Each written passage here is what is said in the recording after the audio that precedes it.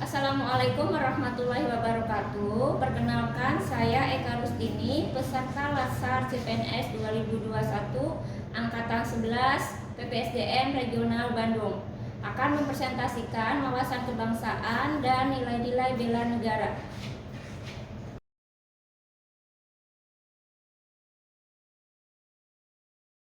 Tujuan dari belajar wawasan kebangsaan dan nilai-nilai bela negara adalah agar kita mencintai bangsa Indonesia. Untuk lebih mencintai negara kita, kita harus mengenal dulu bangsa Indonesia itu seperti apa. Ada istilah, jika tak kenal maka tak sayang. Jadi kita harus kenal dulu agar kita sayang terhadap negara kita. Nah, apa itu wawasan kebangsaan? Wawasan kebangsaan adalah cara pandang bangsa Indonesia terhadap diri dan lingkungannya berdasarkan konsensus dasar untuk mencapai tujuan nasional. Konsensus dasar itu terdiri dari Pancasila sebagai dasar negara, UUD 1945 sebagai peraturan tertinggi negara kita, Bhinneka Tunggal Ika sebagai semboyan negara kita, dan Negara Kesatuan Republik Indonesia. Identitas bangsa Indonesia atau ciri dari bangsa Indonesia itu terdiri dari bendera yang kita sebut sebagai Sang Merah Putih, kemudian bahasa Indonesia sebagai bahasa persatuan negara kita, lambang negara Indonesia adalah burung Garuda, dan lagu kebangsaannya adalah Indonesia Raya. Dahulu, bangsa Indonesia pernah dijajah beberapa negara. Namun, kita merdeka bukan pemberian dari mereka. Kita merdeka atas perjuangan bangsa Indonesia. Nah, untuk lebih mengenal perjuangan tersebut, kita belajar sejarah pergerakan bangsa Indonesia. Organisasi pertama yang didirikan itu adalah Budi Utomo. Organisasi ini didirikan oleh para mahasiswa Sekolah Dokter Jawa di Batavia. Organisasi ini diusulkan oleh Sutomo atas gagasan Dr. Wahidin Sudirohusodo. Organisasi Budi Utomo bertujuan untuk mengangkat derajat bangsa Indonesia melalui pendidikan dan pengajaran. Hari berdiri Budi Utomo tanggal 20 Mei diperingati sebagai Hari Kebangkitan Nasional. Namun, di tengah perjalanan, menurut beberapa anggotanya, ini tidak sejalan lagi dengan tujuan awal, sehingga mereka mendirikan organisasi sendiri. Ada organisasi Indicet Partage yang didirikan oleh Dr. Cipto Mangunkusumo. Kemudian, Dr. Sutomo mendirikan Surabaya Study Club. Sebenarnya ada beberapa organisasi yang berdiri pada saat pergerakan bangsa Indonesia, namun yang kita bahas hanya beberapa saja. Kemudian ada organisasi Indische Vereniging atau IV.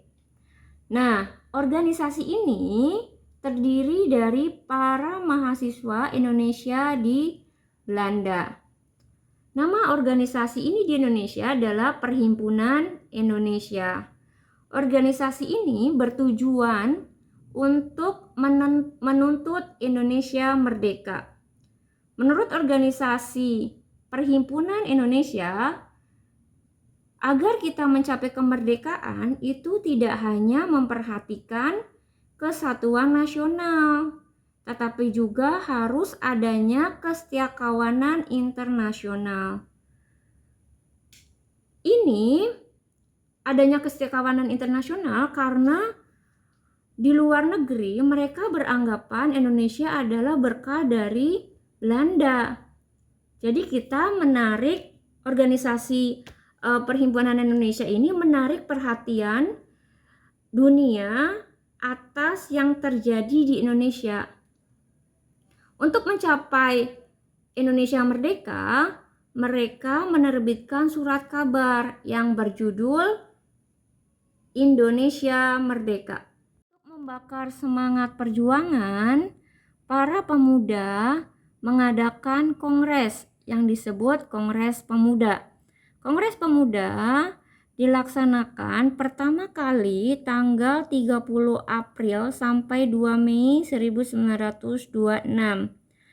Kongres ini bertujuan untuk meningkatkan rasa nasionalisme. Namun, para pemuda masih bersifat kedaerahan, sehingga diadakan lagilah Kongres Pemuda yang kedua. Kongres Pemuda kedua diadakan tanggal 26 sampai 28 Oktober 1928. Kongres ini menghasilkan ikrar yang disebut dengan Sumpah Pemuda. Sehingga setiap tanggal 28 Oktober diperingati sebagai Hari Sumpah Pemuda. Isi dari Sumpah Pemuda intinya adalah satu tanah air atau satu nusa, satu bangsa dan satu bahasa, yaitu Indonesia. Agar rakyat Indonesia tetap bersimpati kepada pemerintah Jepang memberikan janji kemerdekaan kepada bangsa Indonesia, yaitu dengan dibentuknya BPUPKI. BPUPKI ini diketuai oleh Dr. Rajiman Widyodiningrat. BPUPKI melaksanakan 2 kali sidang. Sidang yang pertama merumuskan dasar negara. Sidang yang kedua merancang undang-undang dasar. BPUPKI berakhir, nanti akan dibentuk PPKI. Namun pada saat masa reses ini dibentuk panitia kecil yang disebut dengan Panitia 9. Panitia 9 ini menghasilkan Piagam Jakarta atau Jakarta Charter. Piagam Jakarta itu hampir sama isinya seperti Undang-Undang Dasar 1945, pembukaan Undang-Undang Dasar 1945. Namun ada sedikit perbedaan. Dalam pembukaan Undang-Undang Dasar 1945 terdapat Pancasila. Pada saat itu di Piagam Jakarta, bunyi sila pertama Pancasilanya ketuhanan dengan kewajiban menjalankan syariat-syariat Islam bagi pemeluk-pemeluknya. Nah, ternyata mendapat pertentangan dari orang-orang Indonesia Timur. Menurut mereka, tidak semua orang Indonesia itu beragama Islam. Kalau sila itu dipakai, ini akan merusak persatuan bangsa Indonesia. Sehingga dirapatkanlah dan dihasilkanlah sila pertamanya diubah menjadi ketuhanan yang Maha Esa. Nah, setelah berakhir masa reses, ini dibentuk PPKI, Panitia Persiapan Kemerdekaan Indonesia, dengan ketuanya adalah Insinyur Soekarno dan wakilnya Muhammad Hatta. PPKI 3 kali sidang. Sidang pertamanya adalah mengesahkan Pancasila dan Undang-Undang Dasar dan mengangkat Soekarno dan Hatta sebagai presiden dan wakil presiden. Sidang yang kedua dibentuk 12 kementerian dan 8 provinsi. Indonesia terdiri dari 8 provinsi. Sidang yang ketiga ini dibentuk BKR sebagai tentaranya dan dibentuk KNIP, Komite Nasional Indonesia Pusat. Detik-detik kemerdekaan. Tanggal 14 Agustus 1945, Jepang menyerah kepada sekutu di kapal Missouri milik Amerika Serikat. Berita tersebut didengar oleh Sultan Syahrir. Akhirnya beliau menyampaikan berita tersebut kepada golongan pemuda. Tanggal 15 Agustus 1945, golongan pemuda mendesak Soekarno-Hatta untuk segera memproklamasikan kemerdekaan. Namun, menurut Soekarno-Hatta, jangan terlalu terburu-buru. Karena terjadi perbedaan pendapat antara golongan pemuda dan golongan tua, akhirnya Soekarno-Hatta pada tanggal 16 Agustus 1945 dibawa ke Rengas Dengklok dengan tujuan agar tidak terpengaruh oleh Jepang.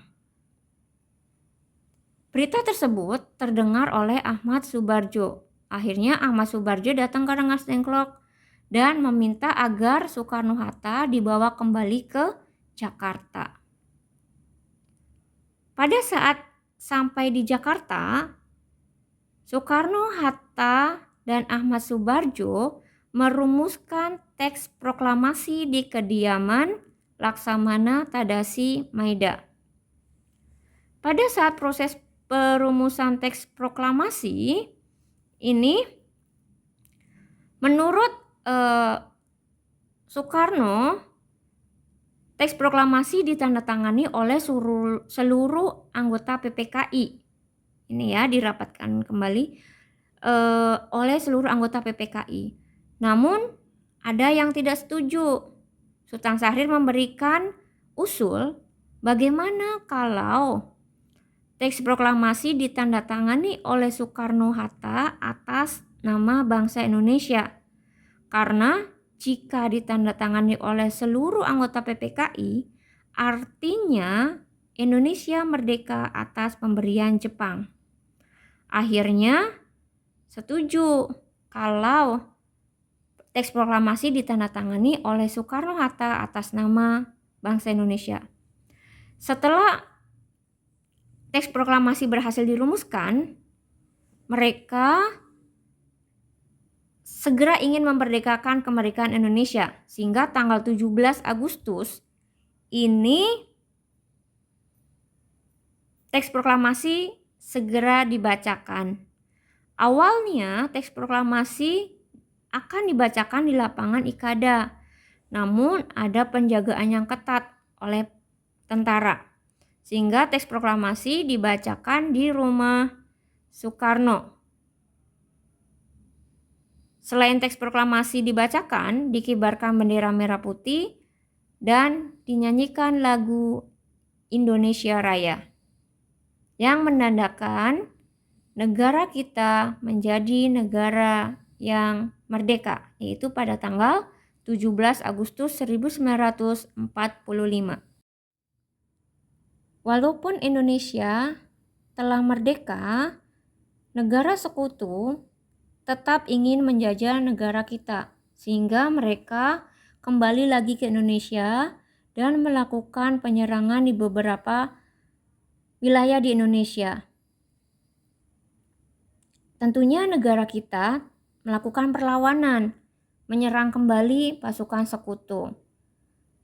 Setelah melakukan perlawanan, pemimpin Indonesia, Soekarno, kalau terus-terusan kita berjuang melalui fisik,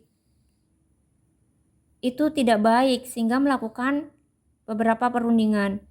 Perundingan Kalijati, namun Belanda tetap melanggar perundingan tersebut dengan melakukan agresi militer Belanda I, dengan mempersempit wilayah negara kita. Setelah itu, kita melakukan perundingan lagi, perundingan Renville. Wilayah kita semakin sempit. Namun Belanda tetap melanggar perundingan tersebut dengan melakukan agresi militer Belanda II. Agresi militer Belanda II. Sasaran dari agresi militer Belanda II yaitu penyerangan kota Yogyakarta di Bandara Maguwo. Penyerangan ini dilakukan karena pada saat itu Yogyakarta menjadi ibu kota.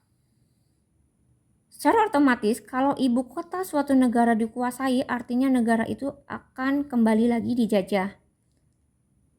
Soekarno dan Hatta sudah punya firasat seperti itu.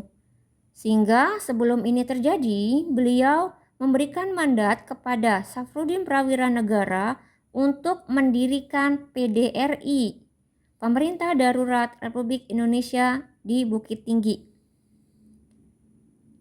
Tujuannya agar Indonesia tetap ada.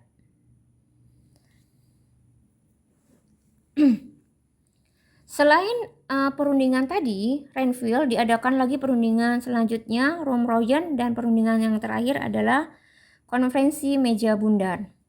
Nah, yang akhirnya Belanda mengakui Indonesia sebagai negara berdaulat pada tanggal 27 Desember 1949.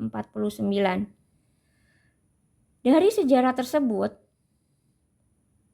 walaupun negara kita adalah negara yang merdeka, namun dari negara lain tetap ada ancaman untuk menguasai kembali Indonesia. Untuk itu, kita sebagai warga negara Indonesia harus mempunyai sifat bela negara, harus mau membela negara kita, yaitu sikap dan perilaku warga negara untuk menjaga kedaulatan negara, keutuhan wilayah dari berbagai ancaman. Nilai-nilai bela negara itu terdiri dari cinta tanah air, sadar berbangsa dan bernegara, rela berkorban untuk bangsa dan negara, setia pada Pancasila, dan kemampuan awal bela negara. Kita sebagai ASN harus mampu mengaktualisasi kesadaran bela negara seperti cinta tanah air, contohnya menggunakan produk dalam negeri, kemudian sadar berbangsa dan bernegara, contohnya menaati peraturan perundangan yang berlaku, kemudian rela berkorban untuk bangsa negara, contohnya mengajar dengan ikhlas, menghadapi siswa yang mengalami kesulitan, kemudian setia pada Pancasila, contohnya memberi teladan kepada siswa sesuai dengan nilai-nilai yang tertulis dalam Pancasila. Kemudian kemampuan awal bela negara, contohnya senantiasa bersyukur dan berdoa atas nikmat yang Allah berikan. Sekian tentang wawasan kebangsaan dan nilai-nilai bela negara. Terima kasih.